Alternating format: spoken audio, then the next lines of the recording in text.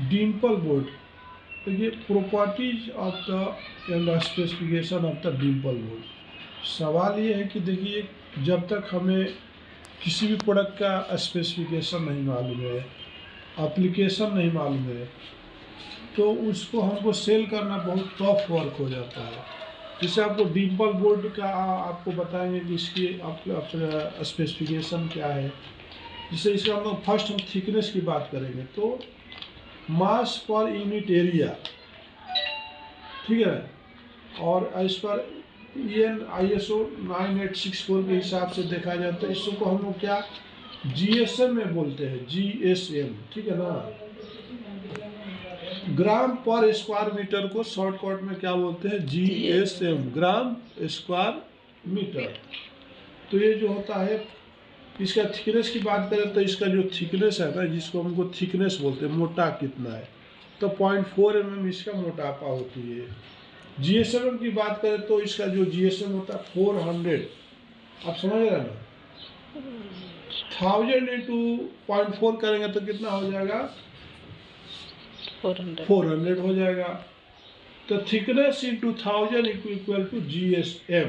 आगे समझ में, 1000 into thickness equal to GSM, gram square metre. Okay, इसके बाद इसकी जो हाइट होती है डिम्पल, जो इसका जो हाइट होती है डिम्पल की, ये जो होती है, मतलब ये एक तरफ होल रहता है और आगे से हाइट जो है इसको 8 mm होता है। कितना होता है, इसको डिम्पल बोलते हैं, ठीक है ना। ये जो हाइट है, आप वर्नियर कैलिपर से चेक करेंगे तो आपको ये इसकी जो हाइट है आपको 8 mm दिखाई देगी। अब कंप्रेसिव स्ट्रेंथ की बात करें तो देखिए, इसका कंप्रेसिव स्ट्रेंथ देखने में आपको बहुत पतला दिखता है, लेकिन इसको जब आप कंप्रेस करेंगे तो देखिए ये फोल्ड हो जाएगा। आप देख पा रहे हो 150 kP है, अगर आप देखो ये अंदर चला जाएगा, लेकिन ये कंप्रेस होने वाला नहीं है, ठीक है ना। आप इसको कंप्रेस करके देखो, आप इसको कंप्रेस करो, लेकिन ये कंप्रेस नहीं हो रहा, ये दूसरे साइड में निकल जा रहा, मगर ये कंप्रेस होने वाला नहीं है। अगर इसका कंप्रेसिव स्ट्रेंथ की बात करेंगे तो 150 kPa होता है। KPa बोलो तो स्ट्रेंथ का सबसे कम यूनिट होता है। उसके बाद आपका KGS आता है, इसके बाद MPa आता है, मेगा पास्कल। तो KPa बोलो तो जिस तरह से आपका मेजरमेंट का सबसे कम यूनिट माइक्रोन्स होता है, इसका मिलीमीटर होता है, इसके बाद आपका सेंटीमीटर होता है, मीटर होता है, किलोमीटर होता है। उसी तरह से जो आपका कंप्रेसिव स्ट्रेंथ का जो यूनिट होता है KPa होता है। क्या होता है, KPa होता है।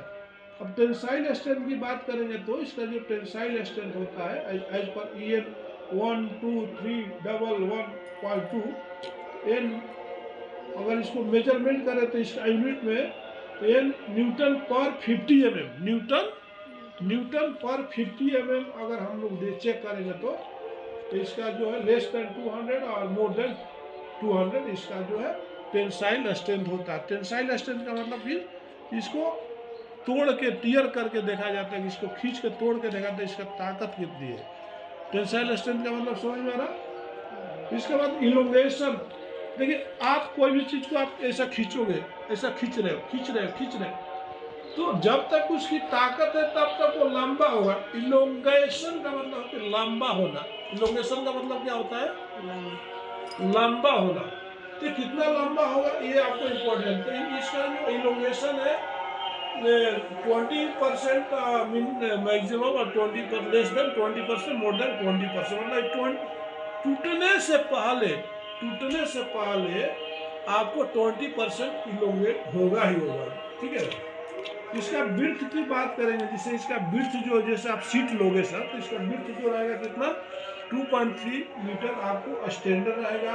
और इसका जो लेंथ रहेगा एक रोल जो है आपका जैसे कि 20 मीटर का रहेगा। जिस तरह से हम लोग PVC वाटर स्टॉपर देते हैं तो उसका सबका विड्थ अलग अलग रहता है, लेंथ आपको 25 मीटर रहता है। इस तरह से ये डिम्पल बोर्ड का जो पैकिंग जो स्टैंडर्ड है, इसका जो 2.3 mm विड्थ होता है और आपको लेंथ जो होता है 20 मीटर का होता है। तो कभी भी आपको डिम्पल बोर्ड की रिक्वायरमेंट है तो आपको कहाँ पर कांटेक्ट करना होगा, गूगल पर जाके संध्या फ्लेक्स को आपको क्लिक करिए, वीडियो भी दिखाई देगा, एप्लीकेशन दिखाई देगा, स्पेसिफिकेशन दिखाई देगा। तो don't forget Sandhya collects, please contact us 9652998932 9550921831 for Dimple board. Thanks for watching.